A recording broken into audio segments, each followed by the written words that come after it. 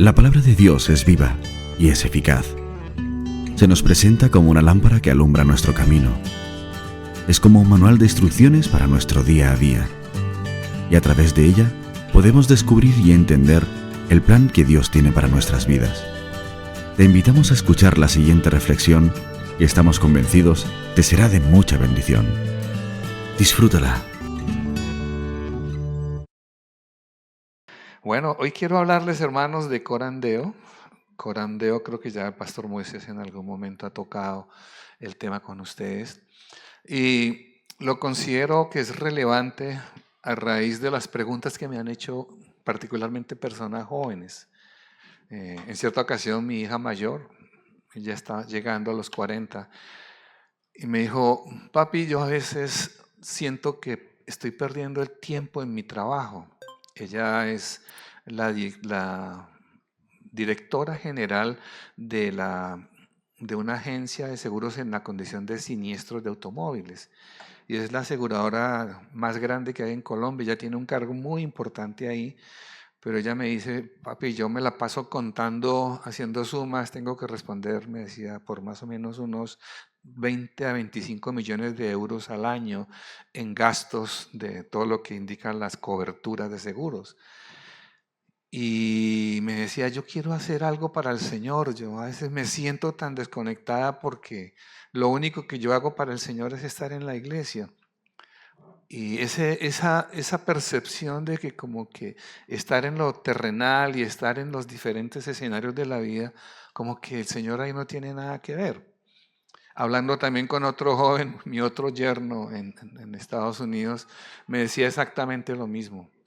Yo trabajo, soy ingeniero, trabajo con una universidad, desarrollo software, programas, y a veces me siento como tan innecesario en el reino de los cielos, y me siento a veces como tan impertinente, como que no pertenezco a lo que estoy haciendo y como que Dios ahí no tiene planes que hacer.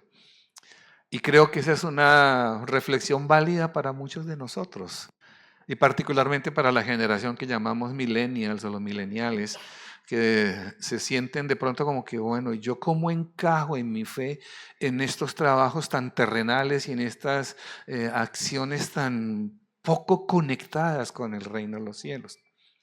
Entonces, a raíz de eso, he venido haciendo este estudio de corandeo y he encontrado verdades que me ayudan a mí y ayudan también a los que me preguntan por esto sobre su posición en el reino de los cielos. Corandeo, hermanos queridos, es una expresión, es un latinazgo que significa, coram significa rostro, cara, y deo, Dios. Y ese latinazgo se aplica a la traducción delante del rostro de Dios. Ya había venido siendo dado desde los tiempos iniciales de la iglesia, pero luego Martín Lutero y después Calvino lo tomaron más en forma y dijeron: corandeo posee una verdad poderosa que hay que trabajar en la iglesia. Y es que todo lo que hace el hombre, todo lo que hacemos los seres humanos, siempre está delante del rostro de Dios. Y entonces encontramos la cita del Salmo 139:7, donde el rey David dice: ¿a dónde iré de tu espíritu? ¿Y a dónde huiré de tu presencia? Si subiere a los cielos, allí estás tú. Y si en el Seol hiciere mi estrado, he aquí, allí tú estás. El rey David, en la dirección del Espíritu, entendió la omnipresencia del Señor a través del Espíritu de Dios. Y entendió algo muy importante: es que toda nuestra vida, todo lo que hagamos en lo oculto, en lo privado y en lo público, está siempre delante de Dios. Entonces, cuando llegamos a esta realidad de que estamos desnudos todo el tiempo, estamos expuestos ante la presencia del Señor, pues nuestras vidas cristianas tienen que ser más intencionales en cómo las vivimos. Y es precisamente el conflicto que experimentan algunos jóvenes como mi hija, mi yerno, que dicen: ¿y yo cómo encajo mi fe en esto tan terrenal que estoy haciendo, en esto tan poco conectado con el reino y con las verdades de Dios? Entonces, si estamos descubiertos totalmente ante los ojos del Señor, pues todo lo que hacemos está delante de Dios. Por eso el apóstol Pablo en la carta a los Colosenses capítulo 3, 23, el apóstol Pablo recomienda, dice, y todo lo que hagáis, hacedlo, ¿de cómo? ¿De qué, hermanos? De corazón, como para el Señor y no para los hombres, sabiendo que del Señor recibiréis la recompensa de la herencia, porque a Cristo el Señor servís. Entonces, cuando el apóstol Pablo dice todo lo que hagáis, no se refiere estrictamente a venir a la iglesia o reunirse con los hermanos o orar, adorar. Eso es una parte apenas de lo que nosotros hacemos. Pero en el día a día, en la cotidianeidad, son muchísimas las cosas que hacemos. Entonces, por ejemplo, en 1 Corintios 10:31, Pablo aún va mucho más allá y dice, si pues coméis o bebéis o hacéis otra cosa, hacedlo todo ¿para qué, hermanos? Para la gloria de Dios. O sea, Pablo cierra muy bien su posición delante de Dios y dice, todo lo que hacemos está expuesto delante de Dios, por lo tanto, todo debe funcionar en el propósito de la gloria de Dios. Hasta las cosas más cotidianas, las acciones más cotidianas, comer, beber, vestirse, ir al trabajo, encontrarse con el vecino, lo más cotidiano de la vida, dice, todo háganlo para la gloria de Dios. Entonces, esa exposición a la presencia de Dios a la que estamos todo el tiempo, nos obliga a tener una respuesta de parte nuestra. Ahora, Dios en su misericordia, hermanos, y en su conocimiento anticipado de esta realidad, Dios nos da herramientas para ello. Para que tú no vayas solo, sola, tratando de resolver tu vida delante de Dios en tus escenarios de vida, sino que tú vayas con la dirección, con el equipamiento que da el Espíritu Santo. Entonces, por ejemplo, en Proverbios capítulo 3, versos 5 al 8, el Señor nos da una palabra importantísima en la que debemos funcionar los cristianos en el lugar donde nos encontremos. Dice, fíate de Jehová de todo tu corazón y no te apoyes en qué, hermano, en tu propia prudencia. Reconócelo en tus caminos, en todos tus caminos, y Él enderezará tus veredas. No seas sabio en tu propia opinión. Teme a Jehová y apártate del mal, porque será medicina a tu cuerpo y refrigerio para tus huesos. Entonces, en esta herramienta, en este principio, el Señor nos reta. ¿Quieres vivir delante de mi rostro? ¿Quieres vivir delante de la presencia mía? Teme al Señor. Fíate del Señor de todo tu corazón y no te apoyes en tu propia prudencia, en tu propia sabiduría. Y esto sí que es importante en los tiempos actuales, hermanos queridos. Porque a veces nosotros tomamos decisiones en función del conocimiento que poseemos. Pero no siempre el conocimiento es sabiduría. Cuando hay sabiduría de Dios, cuando has experimentado los principios de Dios, cuando te has equivocado o cuando has logrado aprender de Dios y sobre eso creas una experiencia de sabiduría en tu vida. No siempre tener conocimiento te permite sabiduría. Pero en la medida en que caminas con el Señor, en que aprendes de tus errores, en que aprendes de tus fracasos, de tus malas decisiones y te apoyas en el Señor y te fías de todo tu corazón, vas a desarrollar sabiduría en tu vida. Y esta sociedad sí que necesita sabiduría. El conocimiento lo tenemos a un clic en el celular, en las IAs, en las inteligencias artificiales. Donde quiera en la actualidad el conocimiento está a segundos de nuestro alcance, pero la sabiduría no. La sabiduría es un proceso de experimentar con el Señor, de obedecer, de crecer en Él, también de errar, como lo dije antes, pero aprender. Y cuando aprendes, desarrollas sabiduría. Cuando aprendes experiencias de vida, construyes para ti sabiduría y para los tuyos. Por eso, hermano, hermana que me estás escuchando, el punto de partida de todo esto es el temor del Señor. La Biblia nos dice, ¿cómo empieza la sabiduría? ¿Cuál es el origen de la sabiduría? en el temor del Señor. El principio de la sabiduría es temer al Señor tu Dios. Y en la medida en que tú avanzas en todos los escenarios, llámese trabajo, estudio, vida de hogar, vida de sociedad, la que tú consideres, y en la medida en que permitas que el temor del Señor sea parte de cada uno de tus escenarios de vida, tú estás desarrollando sabiduría. Y entonces empiezas a tener un relato celestial en tu vida para transferir a otros, para contar a otros. Cuando tu evangelio y cuando tu prédica es pertinente en tu grupo social, ¿cuándo? Cuando tú tienes una experiencia de vida que edifica al otro. ¿Cuándo me llamó a mí la atención el evangelio por primera vez? Cuando vi personas que eran honestas en su fe y me comentaban cómo habían logrado entender al Señor y conocerlo. Pero cuando a mí trataban de evangelizarme y de darme las 4 leyes espirituales y aquello y lo otro, yo resistía.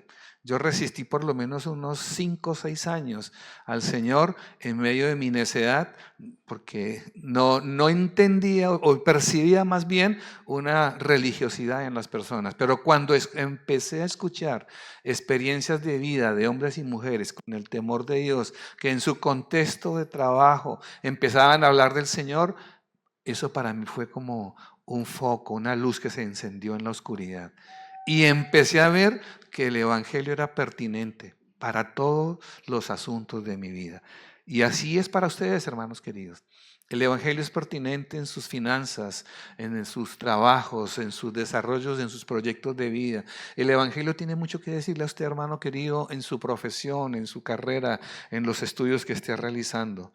Y porque es así, Proverbios nos lo advierte: fíate de Jehová de todo tu corazón y no te apoyes en tu propia prudencia.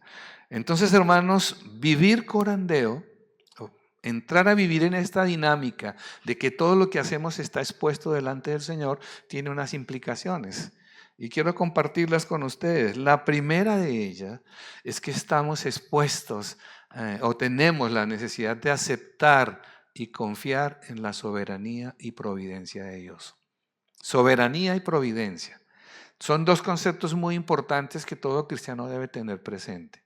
Soberanía nos indica gobierno.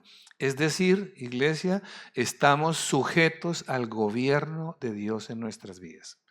Si bien tenemos aquí un rey en España, o un primer ministro, no sé cómo se llame el siguiente cargo, tenemos unos gobernantes locales, nosotros tenemos una autoridad mayor y es el gobierno de nuestro Señor en nuestras vidas. Jesús no es solamente Salvador, Él es, antes que Salvador, es Señor. ¿Cuántos lo creen así? Él es Señor. Y Señor implica que tiene potestad, autoridad, gobierno para decidir, orientar y ordenar nuestras vidas. Y si Él es Señor, mi posición ante este Señor debe ser la de una persona dispuesta a acatar su voluntad, sus decisiones, sus orientaciones. Entonces Jesús es Señor, es soberano y esa soberanía nos guarda. Cuando la soberanía de Jesús llega a nuestras vidas, tú estás guardado, estás protegido por la soberanía, por el gobierno de Dios sobre tu vida. Pero también esa soberanía trae de la mano providencia. Y providencia es el cuidado de Dios sobre tu vida. Eso es providencia. Como Dios, desde antes de que tú nacieras, desde antes de que tú existieras, había preparado decisiones, planes, acciones para que tú fueras bendecido. Él preparó el momento y circunstancia y lugar en el que tú ibas a conocerle y que te ibas a encontrar con Él. Él ha preparado las circunstancias para que tú enfrentes el día difícil. Cuando tengas que enfrentar el dolor, la adversidad, Dios ya ha venido trabajando en ello para que tú tengas la fortaleza espiritual y lo enfrentes. Dios también ha venido preparando para que tú tengas tus logros, tus triunfos. Él ha venido pensando en tu vida desde su providencia, cómo te va a conducir a los mejores momentos de tu vida. los triunfos que logres con tus hijos, el desarrollo con tu casa, con los tuyos, el ascenso en un trabajo, tu promoción en la iglesia. Todo esto, hermanos queridos, no es azar ni es casualidad. Dios no juega a los dados con su creación, ni mucho menos con sus hijos. Todo esto es parte de un propósito en el cual Dios está trabajando contigo. Y en esa providencia santa Él te guarda, aún en medio de la adversidad, en medio de la enfermedad, en medio del dolor, en medio de una pérdida, Dios te está guardando. Porque a veces entendemos providencia como que no nos va a pasar nada y que seremos Superman, algo así más o menos. No, providencia no es eso. Providencia es que Él te guardará y te cubrirá en todos los asuntos de tu vida. ¿Lo cree, hermano querido? Esto es para ti. Y por eso importante que entiendas que todo lo que tú hagas en el corandeo delante del rostro de Dios está regido por la soberanía de Dios, pero está protegido por la providencia maravillosa del Señor. Porque es así, iglesia del Señor, tú debes vivir en paz. Tú no tienes por qué estar ansioso. No debe haber ansiedad en los hijos de Dios. Entiendo que a veces la depresión como enfermedad se puede manifestar genéticamente, entiendo cosas de esas, la depresión, la ansiedad, algunos temores, pero también entiendo que cuando tú habitas al abrigo del Altísimo, morarás bajo la sombra del Omnipotente. Y tú podrás dormir, podrás descansar, tú podrás ir y venir, enfrentar los retos del día a día y descansar en el gozo del Señor. Descansar en el favor del Señor. Ya hemos tenido con mi esposa algunas experiencias. Recuerdo una en la que se nos incendió un carro y veníamos con la familia, con mis hijas pequeñas, íbamos en un carro, íbamos para Bogotá y se nos incendió el carro. Y fue difícil en ver un capital económico como se volvía cenizas. Pero cuando llegamos a la casa después de ese momento tan difícil, con mi esposa nos miramos y vimos que estábamos, casi que nos reíamos. Y nos preguntábamos qué nos pasa. O sea, ¿por qué estamos en esta posición si deberíamos estar llorando una pérdida y todo? Pero nos miramos y dijimos, estamos bien, estamos completos. Se perdieron unas latas, un objeto que se puede reponer. Estamos bien, estamos sanos y bendecidos. Gracias, Señor. Y desde esa noche dijimos con mi esposa, esto que nos pasó y cosas similares a estas jamás nos van a quitar el sueño. Dormimos felices y al otro día a resolver como el Señor nos direccionara, pero entendimos que la vida viene como viene y que nos toca asumirla con la gracia de Dios, con el favor de Dios y no permitir que nos robe la paz ni la bendición. Cuando tú habitas en la presencia de Dios, tú tienes paz. Tú tienes paz en todas tus decisiones. Y cuando no hay paz es porque tal vez esa decisión no es de Dios. Pero siempre, hermano querido, siempre, hermana, Dios respalda tu vida y tu gracia con su paz. Amén, hermanos. Bien, hay una segunda implicación de vivir delante del Señor. Y esta segunda es relacionada con la vocación. La vocación, todos estamos llamados a desarrollar una vocación, un llamado. Y qué importante que podamos entender que lo que hagamos nosotros es parte de un llamado del Señor, que Dios ha puesto en nuestras vidas un llamado. Y lo he encontrado en la Biblia. Si ustedes miran conmigo en Éxodo 31, por ejemplo. Éxodo 31 es la historia de un llamado muy interesante. El Señor le dice a Moisés, dice, mira, yo escogí a un muchachito, un jovencito que se llama Bezaleel, y hay otro con él que se llama Aholiab, y yo los he escogido y los he llenado de mi espíritu. Entonces Moisés diría, wow, vamos a tener un profeta, vamos a tener otro maestro de la ley, otro líder. Pero resulta que el Señor llenó a estos dos muchachitos, los llenó de su espíritu para que hicieran arte. Si usted lee el texto, empezaron a hacer diseños, a hacer figuritas, a hacer pinturas, a hacer arte. Desde luego que era arte para el tabernáculo, pero eso no cambiaba la esencia, arte. No sé si me hago entender, hermanos queridos. Dios llama a los artistas. Si tú eres bueno en la música, en el dibujo, en lo que el Señor te ha dado, ten presente que hay ahí una veta para explorar. Ahí hay un tesoro de Dios. O sea, no te cierres a que el llamado de Dios es a cantar o a predicar o a ser evangelista. Dios llama de múltiples formas. Dice Éxodo 31 que el Señor los llenó de su espíritu. Y cuando veo aquí las hermanas y los hermanos que cantan, yo recuerdo el texto de Éxodo 31. Cómo Dios los llena de su espíritu. Dios los unge para que traigan arte al cuerpo de Cristo. El cuerpo de Cristo necesita pintores, cantores, músicos. El cuerpo de Cristo necesita danzadores, necesita cualquier cantidad de talentos y expresivos, no solamente para la iglesia, sino para también que influyan en la cultura. Esto es importante. Así es de que, iglesia, apoyemos a nuestros artistas. También en esto de la vocación y el llamado, deja pensando la historia, por ejemplo, de José en Egipto, porque ustedes conocen la historia de José, que fue secuestrado, o bueno, fue vendido inicialmente por sus hermanos, y José terminó como esclavo en la casa de un soldado en Egipto, Potifar, y luego de allí fue calumniado, terminó en la cárcel, y en la cárcel vuelve a ser calumniado, a ser injuriado, criticado, desposeído, pero al final termina en el trono de Egipto. Y las circunstancias que se tejen alrededor de José, que son muy específicas en cuanto a la formación de su carácter, lo llevaron a que José desarrollara una idea de gobierno. Dice la historia que la casa de Potifar, cuando estuvo trabajando allí, fue una casa bendecida. Dice la historia que la cárcel donde estuvo preso José fue un lugar bendecido.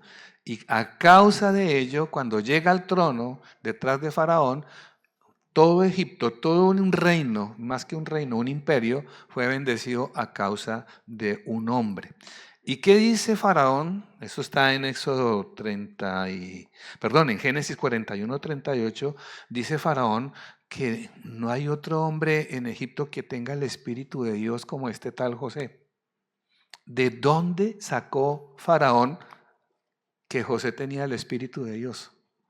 ¿De dónde? Si Faraón era un hombre impío, no tenía revelación, no tenía entendimiento, pero algo sucedió en el testimonio de José para que Faraón dijera, este José es un hombre con el Espíritu de Dios. Y la misma historia con Daniel y con David y con muchos otros que ustedes encuentran en la Escritura, pero deteniéndonos en José, encontramos que José tenía el Espíritu de Dios, podríamos decir, tenía la unción del Espíritu. Pero José tampoco, al igual que Bezaleel y Aholiab, tampoco fue ungido para ministrar en el tabernáculo o para hacer cosas espirituales, entre comillas, para el Señor. ¿Para qué fue lleno del Espíritu José en Egipto? ¿Para qué, hermanos queridos? Para administrar. Él era algo así como el ministro de Hacienda de Egipto. Entonces José estaba lleno del Espíritu para contar el dinero y contarlo bien, para que Egipto no malgastara, porque se venía un periodo muy difícil en el que todo Egipto iba a ser sometido a una hambruna y a una crisis alimentaria increíble. Pero el Señor prepara a José, lo preparó en la casa de Potifar, luego en la cárcel y en el trono, para gobernar y administrar la economía de un imperio. ¿Qué nos dice esto, queridos hermanos?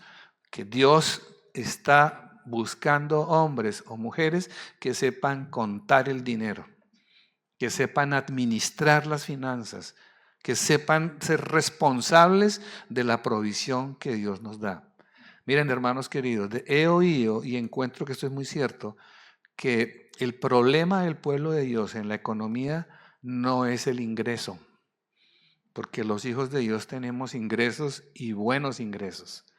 El problema de los hijos de Dios es el gasto, porque a veces no sabemos gastar y no gastamos conforme a los principios bíblicos. Entonces, José se levanta como un modelo de hombre ungido para aprender a administrar el dinero, para aprender a administrar las finanzas y para traer salvación inicialmente a Egipto, pero de paso a toda la familia de José. Queridos hermanos, dentro de ustedes deben haber hombres y mujeres que tienen la unción para administrar y tienen unción del Espíritu para contar bien, para ahorrar. Y esos hombres y esas mujeres se las necesita el pastor, porque son las personas que le ayudan al pastor a gobernar la iglesia, a administrar la economía, y más cuando ahora vienen unos retos. Tengo entendido, pastor, que viene el reto de buscar otro lugar, ya sea en compra, no sé cómo. Y para ello, hermanos queridos, para ir a comprar esos terrenos o hacer esas inversiones, no se va a requerir de oraciones de buena fe, y perdónenme la expresión. Se va a requerir, sí que oremos, pero de hermanos y hermanas que manden la mano al bolsillo y digan, aquí está la bendición. ¿Cuántos dicen amén? O sea, no esperen que las cosas lleguen así celestialmente, porque no va a pasar así. Si usted mira la historia del tabernáculo, fueron los hebreos mismos que trajeron de toda su riqueza para levantar y erigir el tabernáculo. Del mismo modo, hermanos queridos, Dios está levantando entre ustedes hombres y mujeres doctos en la administración, buenos para el manejo del dinero, buenos para gerenciar el gasto, buenos para desarrollar inversiones. Esos hombres y mujeres son los que Dios va a usar para bendecir la iglesia y ayudar a la congregación a que se extienda. Y yo oro que todos ustedes sean buenos administradores del dinero. ¿Cuántos dicen amén? Amén. Todos ustedes están llamados a administrar bien. Todos ustedes están llamados a ser buenos gerentes, porque el Espíritu Santo que habitó en José es el mismo Espíritu que nos ha ungido a nosotros para hacer de nuestra economía una bendición. Y que tu economía refleje que eres un hombre y una mujer próspera, no en la prosperidad que a veces uno escucha hablar de la mal llamada teología de la prosperidad, sino en la prosperidad que da realmente el Evangelio, porque Dios quiere que tú seas un hombre y una mujer bendecido. Así de sencillo es. Pero tú tienes también que aplicar los principios del reino. Y los principios del reino están ligados a cómo el Espíritu Santo nos guía, cómo el Espíritu Santo nos cuida y nos orienta para saber administrar bien. ¿Estamos de acuerdo hasta ahí, hermanos? Pero también en Daniel encontramos en Daniel 4:18 y en 5:11 que Nabucodonosor se sorprende de lo que hace Daniel. Y Nabucodonosor dice, ¿habrá otro hombre en el reino que tenga el espíritu de los dioses santos como este Daniel? Bueno, él lo entendió también a su manera, de que en ese hombre Daniel había un espíritu superior. De hecho, así lo dice la Escritura, que Daniel tenía un espíritu superior. ¿Y a qué se refería con que Daniel tenía un espíritu superior? Pues hermanos, Daniel fue el primer ministro de Nabucodonosor, luego de Belsasar, después de Ciro, de Darío y de Ciro. Fue primer ministro de 4 reyes que hicieron historia. Si usted lee la historia universal, va a encontrar que estos 4 reyes no fueron cualquier rey. Fueron hombres poderosos de grandes imperios, como no los hay en la actualidad. Y Daniel fue el gestor político detrás de esos 4 imperios, o esos 4 reyes. Y Daniel fue usado como un hombre en política y en gobierno para traer bendición al pueblo judío, que por ese entonces estaba en esclavitud en Babilonia, y a toda la nación como tal, a todo el imperio de Babilonia. ¿Qué les quiero decir con esto, hermanos? Dios unge hombres también para el gobierno. Y ojalá dentro de ustedes haya chicos, chicas ungidas que van a hacer cargo político en el gobierno, que van a tener presencia en los diferentes escenarios del gobierno de la ciudad, de la provincia, de la comunidad. Pero ese es un escenario en el cual Dios también tiene mucho que decir a través de sus hijos. ¿Estamos de acuerdo, hermanos? Porque también nuestra idea de política nos lleva a estarnos quejando siempre, ¿no? Es que ese rey que tenemos, es que este príncipe, es que en Colombia tenemos un problema serio con el presidente que hay en la actualidad, que es un marxista consumado. Y pues todas las decisiones las está tomando en esa misma medida. Y a veces nos quejamos, pero nosotros, ¿qué estamos haciendo como cristianos? ¿Cuántos de nuestros hijos se están levantando con una visión de gobierno y una visión de desarrollo y de política? Ahí también hay unción. Y así, hermanos, en diferentes escenarios de la vida, en la vocación que tengas. En Primera de Juan 2:20, dice la Escritura que nosotros tenemos la unción del Espíritu. Primera de Juan 2:20 dice: pero vosotros tenéis la unción del Santo y conocéis todas las cosas. ¿Qué es lo tuyo? Lo tuyo, estás en la academia, estás estudiando, eres parte de un proyecto de investigación, o lo tuyo es, tal vez estás en el deporte, eres un deportista afamado, o tal vez lo tuyo es que estás en la tecnología. ¿Qué es lo tuyo? Estás en la casa, estás desarrollando en tu casa un proyecto de negocio, tienes una empresa o un emprendimiento, o trabajas en una empresa. ¿Qué es lo tuyo? Sea lo que sea lo tuyo, dice la Escritura, pero vosotros tenéis la unción del Santo. Y él dice, conocéis todas las cosas. Luego en el 26 dice, 27, pero la unción que vosotros recibiste de él permanece en vosotros y no tenéis necesidad de que nadie os enseñe, así como la unción misma os enseña todas las cosas y es verdadera y no es mentira, según ella os ha enseñado, permanecer en él. La unción del Espíritu Santo. Tenemos unción para administrar el dinero, tenemos unción para arte, tenemos unción para política, tenemos unción para desarrollar nuestro proyecto de vida. Para todos los escenarios de tu vida, hermano, necesitas la unción del Espíritu Santo. Y ahí está la vocación. Dios quiere que si tú eres zapatero, seas el mejor. Dios quiere que si tú eres ingeniero, brilles. Que si tú eres ama de casa, lo hagas con excelencia. Que lo que tú seas, aún siendo jubilado, que puedas ser un jubilado con muchos proyectos, con mucha creatividad, con mucha capacidad para desarrollar los planes de Dios. Porque Dios no se agota. El que se jubila es uno, pero el Señor sigue haciendo cosas con nosotros. ¿Lo creen así, hermanos? Amén. Entonces, tenemos esta hermosa vocación. De hecho, los reformadores, y especialmente Lutero, decía que no había privilegios en las vocaciones. Que tan importante era el profesor como el zapatero, como el pastor de la iglesia. Que no había diferencia porque en últimas, en corandeo, todos estamos sirviendo delante del rostro del Señor. Entonces, no hay diferencia. Si lo que tú haces, si lo haces para el Señor, es tan bendito y es tan sagrado como lo que hago yo predicando la palabra del Señor. Lo que tú haces en el lugar donde estés es de bendición porque su impacto va a ser allá, en el trabajo, y la bendición en tu iglesia. Cuando haces que la iglesia sea próspera y que la iglesia se proyecte en diferentes planes. También, hermanos queridos, Lutero planteaba que el trabajo es adoración, que con el trabajo adoramos al Señor.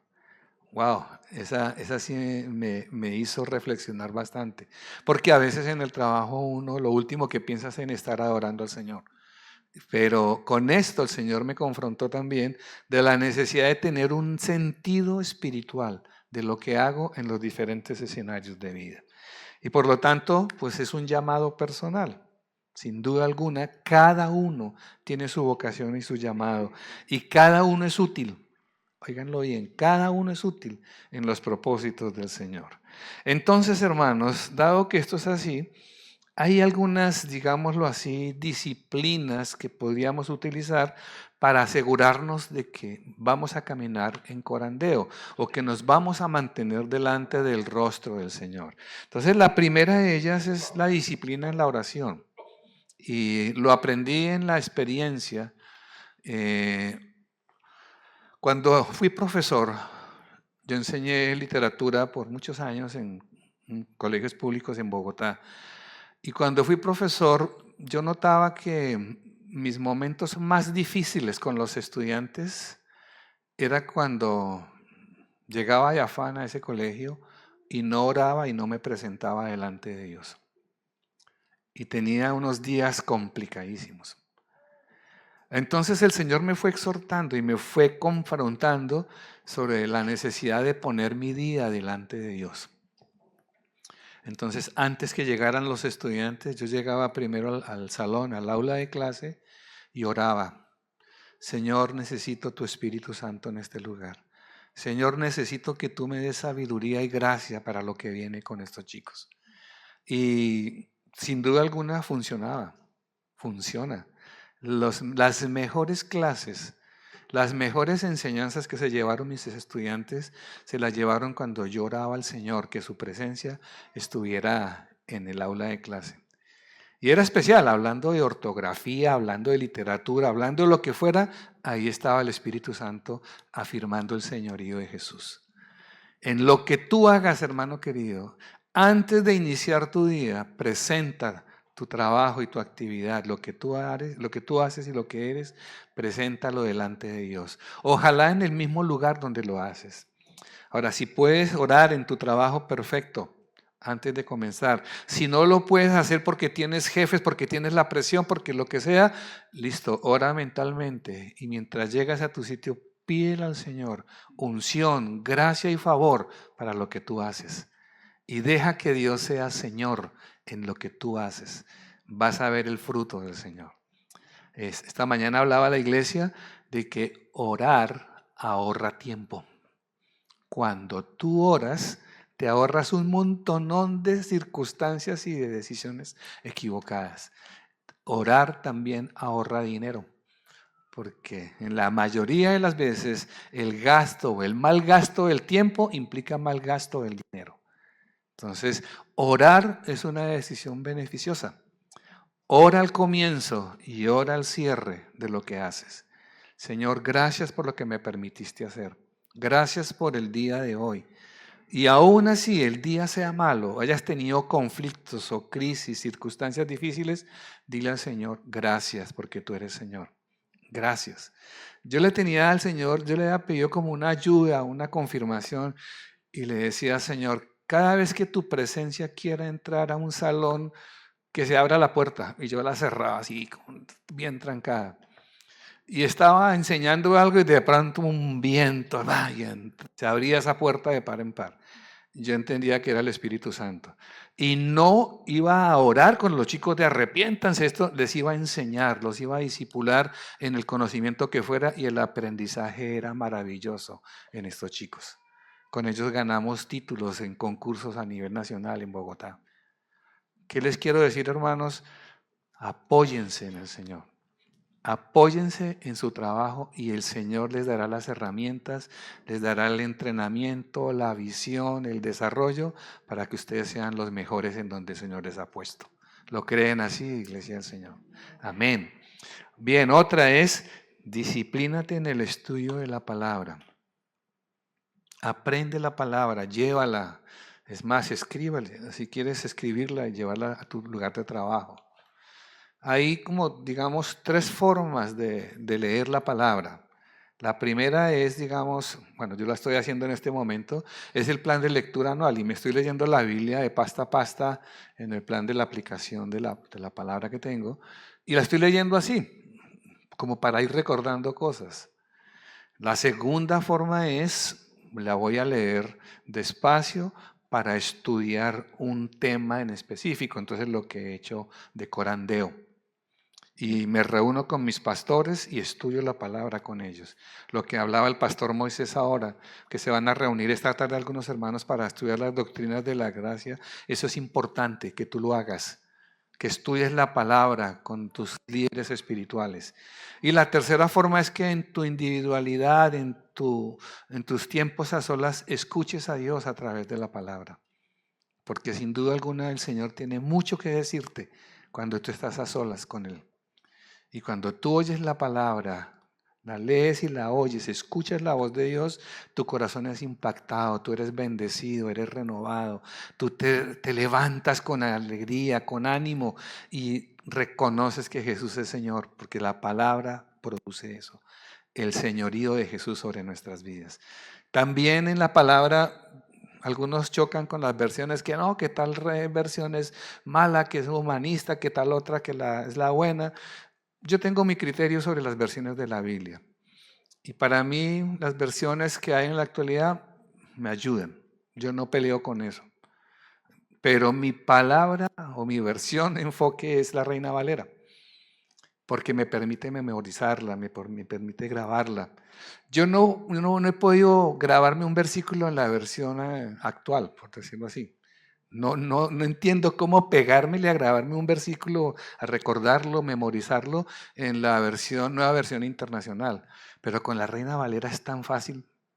Entonces yo les animo, hermanos, que recuerden la palabra, memorícenla, estudienla, acudan a los seminarios con los pastores, con el pastor de la iglesia y hagan de la palabra un elemento vivo en su día a día. Lleve el versículo, la palabra a su trabajo y escuche al Señor, porque sin duda alguna Dios tiene mucho que decir en lo que tú haces. Dios tiene mucho que decir y te va a orientar y te va a aconsejar. También, hermano, otra es el autoexamen o la reflexión. En la Biblia se le llama meditación. Medita en lo que ha sucedido en tu vida y examínate. Platón, citando o hablando de Sócrates, decía Platón, una vida no examinada no merece ser vivida. Claro, era muy drástico el tema con Platón, pero tenía varias cosas importantes en lo que decía Platón. O sea, que los hombres, en nuestra condición de humanidad, los seres humanos, estamos obligados a ser seres reflexivos y a ser seres examinantes. Examínate en tus acciones, en tus conflictos. Examínate a la luz de la palabra. Dedica tiempo para que puedas reflexionar y pensar cómo fue tu día a la luz de la palabra. A veces con mi esposa lo hacemos y yo termino pidiéndole perdón a ella. Mami, perdóname, me equivoqué en esto. Después de que nos damos un tiempo para hablar de lo que pasó y que ella me dice una cosa y otra, yo digo otra, pero en últimas emerge poderoso el consejo de Cristo. Entonces tengo que decir, perdóname, tú tienes la razón. Porque a veces los hombres somos muy dados a decir, yo tengo la razón. Y somos a imponerla, pero hay momentos en que el Espíritu nos dice, ojo, escucha, pon atención. Lo que digo yo es lo que prevalece sobre tu hogar. Y eso nos ha librado, nos ha guardado y hasta el día de hoy nos ha sostenido y nos ha ayudado. Entonces genera una cultura del análisis, de la reflexión, genera una cultura de la meditación. También, hermano querido, sobre esto, disciplina el carácter. Disciplinar el carácter es que te vas a tener que obligar a actuar diferente en tu círculo de amigos, en tu círculo de trabajo, en tu círculo de familia, en tu círculo de estudio, porque te van a confrontar. Cuando tú expones en tu grupo que eres cristiano y lo expones de frente y sin miedo, pues te van a confrontar con varias prácticas culturales que de pronto estás haciendo mal. Entonces, construye un carácter en Cristo. ¿Qué tiene que ver esto? Aprende a vivir con integridad. Dice precisamente el Proverbios 10:9, el que camina en integridad anda confiado. Mas el que pervierte sus caminos será quebrantado. Entonces aprende en el día a día a hacer las cosas con integridad. Si la hora de llegada es a tu trabajo 7 de la mañana, pues esa es la hora en la que debes estar. No, que es que estamos en un paro o en una protesta. Si tu hora de llegada es la que acordaste tú voluntariamente, cúmplelo, hazlo. Lo mismo con los diferentes aspectos de tu día a día. Si te comprometiste con el pastor en la iglesia a estar determinados días sirviendo a determinada hora, hazlo. y hazlo con alegría. Eso es caminar con integridad. Que lo que tú ofreces para vivir y hacer, se haga. Que lo que tú dices hacer, eso sea lo que se va a hacer. Y que lo vas a hacer con el agrado, con el gusto, con la alegría, con el deleite del que sirve a Dios, del que sirve al Señor. El que camina en integridad, anda confiado. Entonces, acostumbrémonos en ese proceso de vida a siempre traer de nuestro lado esa gran amiga que es la integridad. En nuestro lenguaje, en nuestra forma de tratar a los demás. En Colombia tenemos algunos, a veces, y yo como rector de un colegio cristiano, tengo a veces algunos dolores cuando escucho cosas como las siguientes. Un chico de 12 años, en Colombia puede ser un chico de grado séptimo, no sé aquí cómo sería eso, un chico de 12 años, y llega y me dice, rector, renuncio al cristianismo. Y dice, ¿por qué? Dice, porque es que en la casa no son mis papás lo que dicen ser. Digo, explícate. Me dice, sí, mi papá es pastor, mi papá atiende una iglesia, él habla muy bonito en la iglesia, pero cuando llega a la casa, viera las palabrotas con las que nos trata porque no hicimos las tareas o porque no cumplimos con los oficios de la casa. Y de ese tamaño se está presentando una deserción enorme dentro de los niños y jóvenes en la actualidad con relación a la fe, porque no hay coherencia entre el testimonio de vida de sus padres adultos y la fe que ellos profesan tener. Nuestra fe debe estar alineada con nuestro testimonio de vida. Y eso es integridad. Eso es carácter delante del Señor.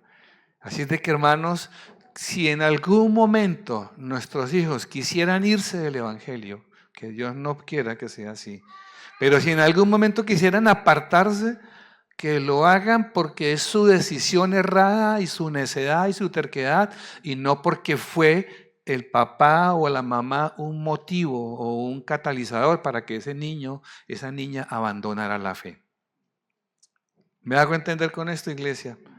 Nuestro testimonio como hombres y mujeres adultos debe ser un testimonio de amor y de cuidado que ayude a estos niños a sobrevivir a la integridad. Y sobre todo en estos tiempos actuales cuando la integridad es quebrantada con un solo clic en el celular. Cuando se rompen tantos principios y rompen el carácter con solo acceder a un link en el celular. Entonces, integridad. Y desde luego, hermanos, una disciplina de servir al Señor, una disciplina de cultivar una actitud de gratitud y en todo dar la gloria a Dios. Sé grato, sé agradecido con todo lo que haces. Y a mí me ha llamado mucho la atención esto aquí en su ciudad y en San Fernando, que cuando hago alguna transacción, consumo algún alimento en un restaurante o algo, los meseros, las personas que me sirven me dan las gracias. Y yo digo, bueno, en Colombia estamos acostumbrados al contrario, que nosotros damos las gracias a las personas que nos sirven, pero me sorprende muchísimo que nos dan gracias. Y yo digo, wow, una cultura de gratitud. Y creo que en eso ustedes tienen mucho, mucho ganado, mucho construido, más que en otras latitudes. El punto, hermano, desarrolla y mantén una cultura de gratitud. Desarrolla y mantén una cultura de integridad, desarrolla y mantén una cultura de servicio y deja que el Señor bendiga tu vida. Deja que el Señor respalde tus planes, tus programas, tus propósitos. Es decir, como les dije la última vez, deja que Dios sea Dios en todo lo que tú hagas y verás la bendición del Señor. Amén. Bien, hermanos, hemos tenido un entendimiento de corandeo. O si quieren vuelvo y empiezo. Esta mañana oré, sentí orar primero por los jóvenes, porque los jóvenes son los que están, digamos, experimentando más en carne viva estas batallas de la cultura y de a dónde me ubico, el rompimiento de la identidad. Y oré por los jóvenes. Luego oré por los hermanos que tienen empresas y negocios, porque ustedes son un baluarte para sostener la iglesia. En mi iglesia, los hermanos más prósperos y bendecidos son los empresarios. Y son hombres que tienen empresas grandes, de varios millones de euros, empresas muy grandes, y son las columnas de la iglesia. Y nos hemos encargado siempre de bendecir a esos hermanos, de orar por los hermanos empresarios, porque sostienen no solamente el trabajo en sus comunidades, sino que sostienen la provisión en la iglesia. Y también oré por la iglesia como tal, por las hermanas y hermanos que en sus asuntos de vida, por pequeños que sean, son importantes y son valiosos delante de Dios.